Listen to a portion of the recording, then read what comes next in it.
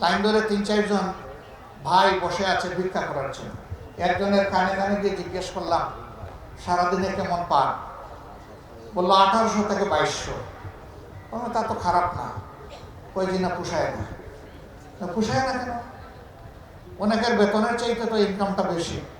বলে যে এখানে খাজনা দিয়ে সকালবেলা বসতে হয়, অগ্রিম খাজনা আদায় করে তারপরে বসতে হয়। জিজ্ঞেস করলাম খাজনা কারে দেন? বলে যে কেডার দেন। তো রেট কত? কই এক এক জায়গার এক এক রেট। তারাও তখন ক্যাডার বুঝতো। ক্যাডার আমরা বুঝতে পারছি তো এই ক্যাডার কারা। এরা এতই নিচু মনা যে আমাদের ভিক্ষুক ভাইগুলার কাছ থেকেও তারা ভিক্ষা নিত। তো এরা কার উপর জুলুম করেন নাই বল? এরা সবার উপর জুলুম করেছে। সবচেয়ে বেশি আক্রোশ মিটিয়েছে আলিম উলামার উপর। আমি আগেই বলেছি, খুতবা দাঁড়িয়েছেন একজন খতিব, তিনি খুতবা দেবেন, একজন উচ্ছৃঙ্খল সন্ত্রাসী মুসল্লির বেশে সেখানে ঢুকেছে, ফুস করে উঠে খতিবের হাত থেকে মাইক কেড়ে নিয়ে গেছে। এই ঘটনা বাংলাদেশে ঘটে নাই? ওয়াজের মাহফিলে, তাফসির মাহফিলে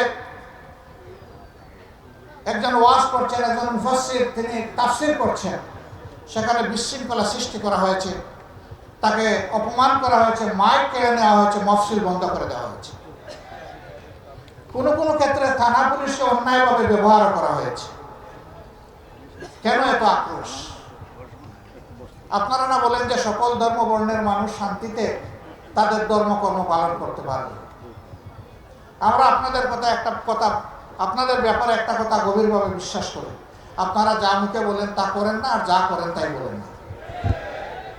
আপনাদের চরিত্র সম্পূর্ণ বিপরীতমুখী। আমরা এটা বলি না, কিন্তু যা আমরা করি জনগণ তার সাক্ষী হয়।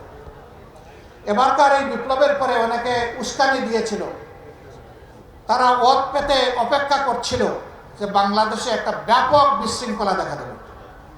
কিন্তু আলহামদুলিল্লাহ, আল্লাহ শুকর, দায়িত্ব নিয়ে সমস্ত ইসলামী দল তারা পাহারাদারের দায়িত্ব পালন করেছে।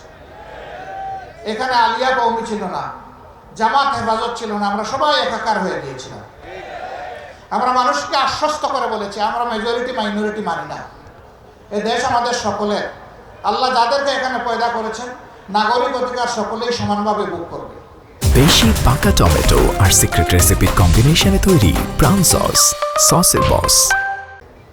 তবে আমরা এও বিশ্বাস করি দেশের নিরাপত্তা ব্যবস্থা এমন হওয়া উচিত, যদি আমার মসজিদ পাহারা দেওয়ার দরকার না হয় তাহলে মন্দিরের জন্য পাহারা দেওয়ার দরকার না হবে। যে যার ধর্মকর্ম করবে, এখানে আমরা কারোর উপর জোর করবো না। তবে আমরা মানুষকে আল্লাহর বাণী শোনাতেই থাকবো, এটা থেকেও আমরা বিরত হব না। এ দাওয়াত আমাদের চলবে, কেউ পছন্দ করুক অথবা না করুক।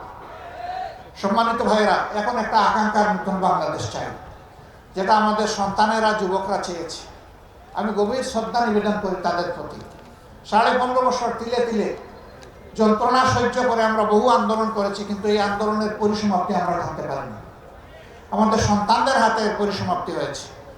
তাদেরকে ভালোবাসা জানাই, শ্রদ্ধা জানাই, স্যালিউট জানাই। আমরা তাদের জন্য গর্বিত, কারণ আমরা তাদের গার্জিয়ান, আমরা তাদের পিতামাতা। এমন সন্তান আল্লাহ তাআলা এই জাতির মধ্যে আরো বেশি বেশি করে পয়দা করুন, তাই দোয়া। এবং আগামীর বাংলাদেশের চালিকা শক্তিটা তাদের হাতে তুলে দিয়ে আমরা তাদেরকে পিছন দিক থেকে সহযোগিতা করতে চাই, দোয়া করতে চাই। তারা এই দেশকে সামনে এগিয়ে নেবে ইনশাআল্লাহ। আমরা সেই বাংলাদেশের অপেক্ষায় আছি এবং গভীরভাবে বিশ্বাস করি যে যেমনটাই মনে করুক, সমস্ত সৃষ্টির স্রষ্টা যে বিধান দিয়েছেন তার বাইরে মানুষের জন্য কোনো মুক্তির পথ খোলা নেই। একমাত্র পথ হচ্ছে আল কোরআনের শাসন।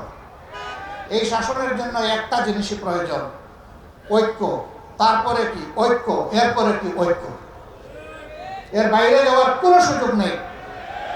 আর যেন আলিম উলামা ইসলামী দলগুলার মাথার উপরে কেউ কাঁঠাল ভেঙে খেতে না পারে, সেই ব্যাপারে আমাদেরকে সজাগ হতে হবে, সোচ্চার হতে হবে। আল্লাহ তাআলা আমাদেরকে হৃদয়ের কাছাকাছি এনে দিন, আমাদের মধ্যে উলফত মহব্বত আল্লাহ তৈরি করে দিন। ভাই হিসাবে আমাদের মধ্যে আল্লাহ তাআলা বুনিয়ানুল মারসুসের নিয়ামত দান করুন।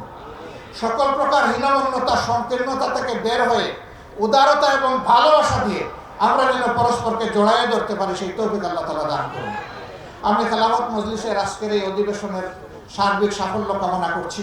আবারও আমাকে এখানে দুটি কথা বলার সুযোগ দেওয়ার জন্য আমি আমার পক্ষ থেকে এবং সংগঠনের পক্ষ থেকে গভীর কৃতজ্ঞতা জ্ঞাপন করছি।